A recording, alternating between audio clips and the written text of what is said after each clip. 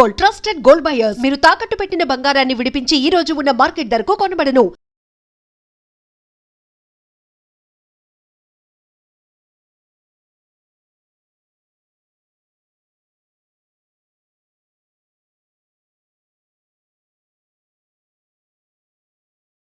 సాధారణంగా అడవుల్లో మీరు వెళ్ళిన తర్వాత మీరు ముందేమో గ్రామాల్లో ఉన్నారు, అవును సార్. అడవులకు వెళ్తారు. అవును. చక్కగా రాత్రప్పుడు ఫైరింగ్లు అవుతుంటాయి. మీకు హ్మ్. రూట్ ఎలా తెలుస్తామా అప్పటికప్పుడు? అంటే మామూలు పగలే అనుకుంటే ఎంచులు చూపిస్తారు, అవును సార్. కానీ రాత్రులు పారిపోవాలనుకో ఇలా ఎటు అంటే ఎటు దొరికితే పారిపోతారా? లేదు మీకు ప్లాన్ ఉంటుందా? లేదు సార్, మేము నైటే తిరుగుతాం కదా సార్ ఎక్కువ. ఉమ్. అంటే మేము నడక మొత్తం నైటే ఉంటుంది కాబట్టి మాకు నైట్ పూట తిరిగినా కూడా రూట్లు ఎలా గుర్తుపెట్టుకుంటాం. అంటే ఏమన్నా పలానా చెట్టు, ఆహా, చెట్టు వాగులు అనేది అలా కాదు. పెట్టుకుంటారు? ఇప్పుడు ఈ ఊరు ఉందంటే వీపనగర్ అంటే వీపనగర్కి ఇటు వెనక సైడ్ ఏ ఊరు వస్తుంది. ఇట్లా పోతే స్ట్రేట్గా అడ్డమే పోతాం, ఒక బాటలే ఏం లే. ఇట్లా చెట్లు ఉన్నాయంటే చెట్లలో పట్టి పోవడమే. ఇట్లా ఈ ఫేస్లో పోతే ఇట్లా ఈ ఊరు వస్తుంది, గోపాల్ దిన్నే. అక్కడ ఆ ఊరికి అటు ఆపోజిట్ పోయిందంటే తుమ్ముకుంటూ వస్తుంది. ఇట్లాంటి ఇంకా పండ గుర్తులు గుర్తులు. అంతే. ఆ. ఆ గుర్తులతో నుంచి ఆ రూట్లు గుర్తు పెట్టుకొని వెళ్ళిపోతాం. ఇంక అంతే, అడవిలోనే అవును, మీకు కొంచెంగా కష్టం. తెలిసినప్పుడు తెలియకుండా రాత్రులు దారి తప్పుతారు కదా ఒక్కోసారి. ఆహా, ఎవరన్నా ఒక్కరు ఇద్దరన్నా ఉంటారు ఖచ్చితంగా, రూట్ తెలిసిన వాళ్ళు ఉంటారు ఆ దళంలో. ఇప్పుడు మేమంతా కొత్త వాళ్ళు ఉన్నాం అనుకో సార్, ఒక్క మనిషి అన్నా రూట్ తెలిసిన మనిషిని ఆ దళంలో పెడతారు. అంటే మనకు అలవాటై ఈ రూట్లు అన్నీ గుర్తు పెట్టుకునే వరకు ఆ దళానికి మొత్తం కూడా చూపిస్తారు. ఆ అట్లా విధంగా ఉంటుంది. అక్కడొకటి మాది. ఇంకొకటి ఇంకొకటి అంటే అక్కడ అయిన తర్వాత కూడా నేను గంగన ఆ రోజు నైట్ ఇంకా దళం కలిసిలేదు. వీళ్ళు చాలా ఫైట్ చేసి తప్పించుకున్నారులే. ఆ రోజు మొత్తం ఒక పాప గుండె కిందనే ఉన్నది. నైట్ మొత్తం పోలీసు వాళ్ళు వెతికిండ్రు. 2 రోజులు ఉన్నదంట. భారత్ అని ఉండే, ఇప్పుడు హోంగార్డుగా ఉంది చూడు. ఆ పాప మొత్తం గుండె కింద ఒక 2 రోజులు అట్లే ఉన్నది. పోలీసులకు దొరికిలేదు. ఎట్లా ఉన్నదో ఏం కథ. మేము ఆ పాపను పోలీసు వాళ్ళు పట్టుకుంటారు అనుకున్నాం. మిలిటెంట్గా ఉండే సార్, వాళ్ళ సభ్యురాలు కాదు, కొత్తగా మిలిటెంట్గా ఉండే. ఇంకా పాప ఇక్కడ మిస్ అయిందని చెప్పి మస్తు వెతికిన ఆ ఊరు అని తెలుసుకున్నాం. అజిలాపురం పాప. 2 రోజులు ఉందా అమ్మాయి? ఆ, బా. అజిలాపురం. సాధారణంగా అడవుల్లో మీరు ఇందాక ఆకలేస్తుంది పంపించారు గ్రామాలకి, అవును సార్. చుట్టుపక్కల గ్రామాలు. వాళ్ళు ఆయన వెళ్ళి రావడానికి కనీసం గంటకు పైన గంట పడతారు 2 సార్. గంటలు అనుకుంటారు. అవును సార్. ఆ? అవును ఇందులో సార్. 2 ప్రశ్నలు వస్తాయి. ఒకటి, అంతసేపు ఆకలి తెలగొన్నారు ఒకటి. ఉమ్. 2, ఆ గ్రామానికి వెళ్ళి ఆయన వస్తున్నప్పుడు పోలీసులే కావాలని పంపించారనుకోండి, నమ్మి అవును. అవును సార్. పోలీసులు కోవట్టుగా, అది తెచ్చింది గ్రామస్తులా లేదా పోలీసులు పంపిందని మీరు ఎలా నమ్ముతారు, ఎలా తింటారు అప్పుడు? అంటే మనకు దళ సభ్యుడు మనకు నమ్మకం ఒకటి. గ్రామంలో కోవట్టుగా పంపించిన వాళ్ళు కూడా అట్లా పంపించినట్టు మస్తు ఉన్నాయి, కానీ మనకు నమ్మకమే. సానుభూతి పరులు ప్రజల నమ్మకంతో ఇంకా మనం చేసేది.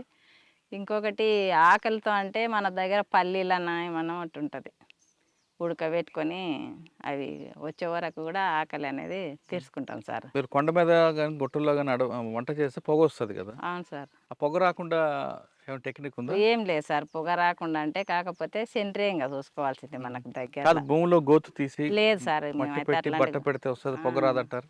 అట్లాంటివి అయితే ఏం చేయలేదు. నేను ఉన్నంత వరకు అయితే మామూలుగానే పొయ్యి పెట్టుకునేది, వంట చేసుకునేది. ఇంకా అడవిలో అయితేనే పెద్ద లెక్క కాదు సార్. ఇక్కడ గుట్టలు ఇట్లా ప్లేన్ ఏరియాలలో గుట్టల్లో అయితేనే కొంచెం అప్పుడు పోలీసు వాళ్ళు తిరగడం ఎక్కువ ఉంటుండే కాబట్టి కొంచెం తొందరగా గుర్తుపట్టి కూడా అట్లా కూడా ఎన్కౌంటర్లు జరిగినాయి సార్. ఇట్లా మేము తప్పించుకొని పోయినాక కూడా ఇద్దరం, నేను గంగన్న ఒక 10 చేనులో ఉంటే కూడా మా చేనంచు పోంటే పోయినరు.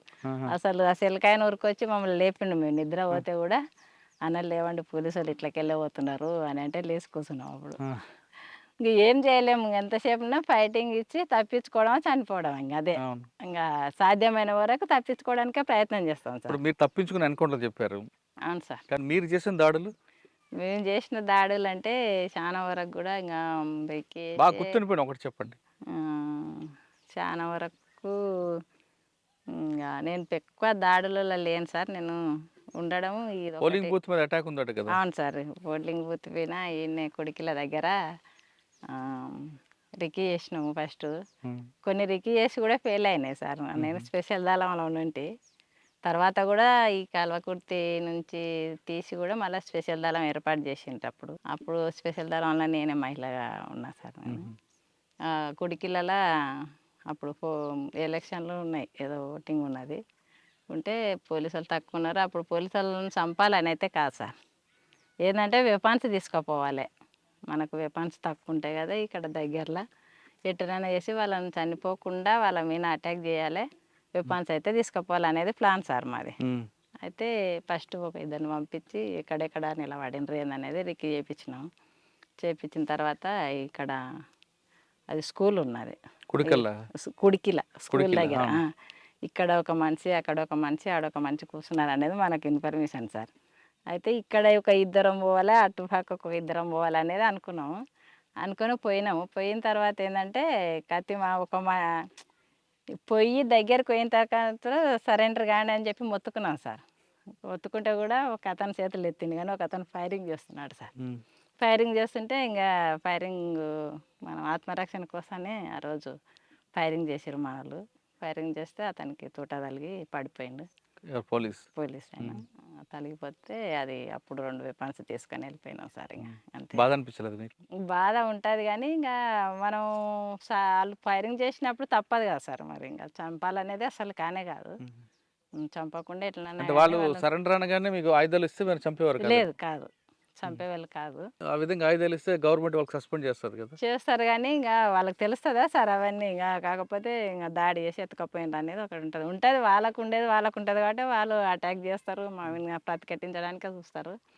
కొంతమంది సరెండర్ అయినరు, 2-3. ఒక అతనే ఫైరింగ్ చేస్తే అతన్ని కొంచెం ఫైరింగ్ చేసి ఆ విధంగా బాగా ఇంకా గుర్తున్న సంఘటన ఉందా?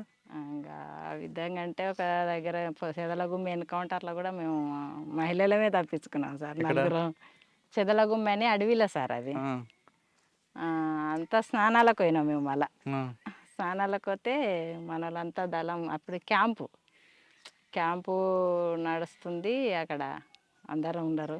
ప్రభాకర్ ఉన్నారు, అది ఈ సాంబశివుడు ఉన్నాడు. మొన్న చనిపోలేదు సార్ సాంబశివుడు, మొన్న కోనాపూర్ సాంబశివుడు ఆయన ఉన్నాడు. మా కమాండర్ కూడా కొద్ది రోజులు ఇక్కడ కలకుర్తి ఏరియాలో.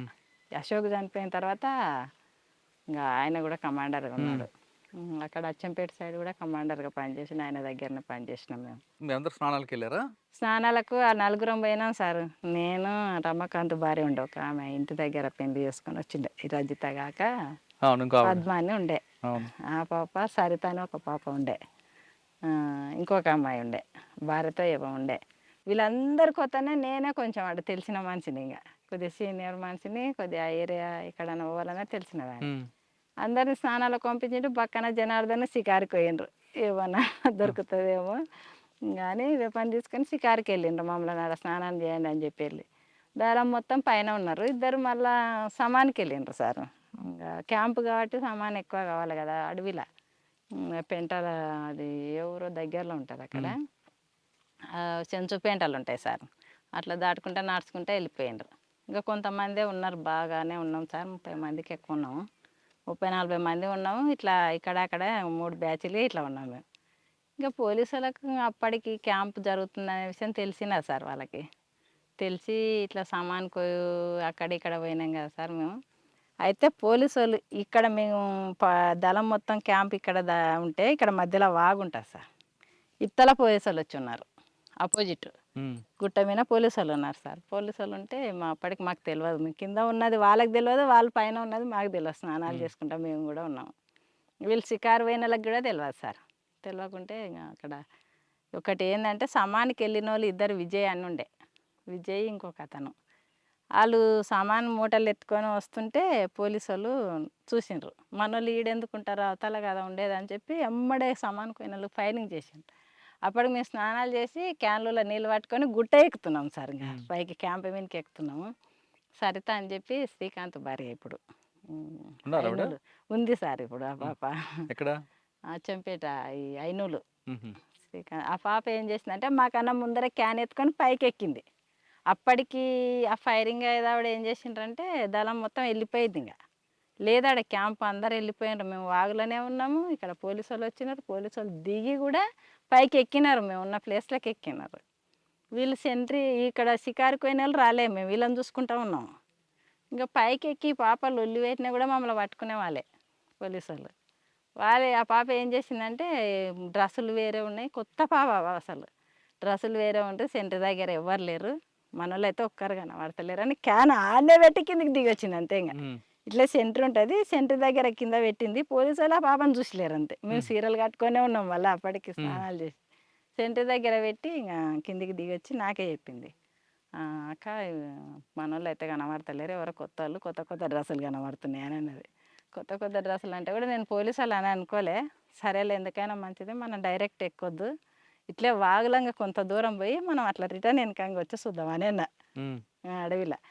అంటే సరే అని చెప్పి అలా ముగ్గురిని తీసుకొని నేను నలుగురం కొంత దూరం ఇంకా పోతున్నాం. ఇట్లే క్యాన్లు ఇడిచి పెట్టినాము, ఇంకా బ్యాగులు ఉన్నాయి, ఇట్లా చీరల మీదనే ఉన్నాం అడవిలో, బ్యాగులు ఉన్నాయి. పోతుంటే పోతుంటే ఏమైందంటే మా ఈ జనార్దన్ ఇద్దరు పక్కన ఇద్దరు ఇంకా షికారు పోయిన వాళ్ళు వచ్చిండ్రు. వస్తే వాళ్ళు పైనుంచి పోలీసు వాళ్ళు కిందికి దిగుతున్నారంట. మళ్ళీ దిగుతుంటే వీళ్ళు ఏమనుకున్నారు, మనోళ్ళే కదా పైనుంచి ఎందుకు కిందికి దిగుతున్నారు అని చెప్పి వీళ్ళు వస్తున్నాం వస్తున్నాం అని దగ్గరికి వెళ్ళిండంట. ఇట్లా దగ్గరికి వెళ్ళే వరకు అరే మనోళ్ళు కానట్టుందని చెప్పి ఎమ్మడే జనార్దన్ ఫైరింగ్ చేసింది. అప్పుడు పోలీసు వాళ్ళు వెనక్కి కొరికాను. ఆ ఫైరింగ్ శబ్దం విని మేము ఇంకా మనోళ్ళు అయితే కాదు, పోలీసు వాళ్ళే ఉంటుంది, మనోళ్ళు లేక ఇంటర్లే కొత్త డ్రెస్సులు అంటే ఫైరింగ్ అవుతుందని చెప్పి అప్పుడు అక్కడ నుంచి కొంత దూరం పోయి మళ్ళీ డ్రెస్సులు మార్చుకున్నాము. ఈ అడవిలో ఇట్లా చీరల మీద పోలేము మనం, డ్రెస్సులు అయితే మార్చుకోండి అని చెప్పి డ్రెస్సులు మార్పించినాయి.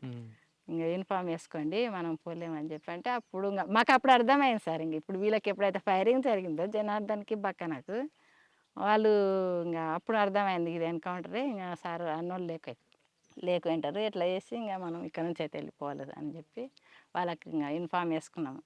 వేసుకొని అట్లా ఏట్లకి దిగి ఇంకా మాకు అప్పటికి ఎక్కడ పోవాలనేది కూడా తెలియదు. ఇంకా ఏట్లకు దిగి నైట్ అంతా నలుగురం అడవిలో వండుకున్నాం. ఇప్పుడు కృష్ణానది ఉంది కదా సార్, కృష్ణానది దాటి అవతలకి అడవిలో వండుకున్నాం. ఇంకా ఒకరం ఎట్లా సెంటర్ కూర్చుంటాం, ఇంకేం భయం అదేందో కానీ సార్ చాలా ధైర్యం ఉంటుందిలే, ఆడేలం కదా మనం ఎట్లా అనేది అయితే ఏం ఉండదు, చాలా ధైర్యం.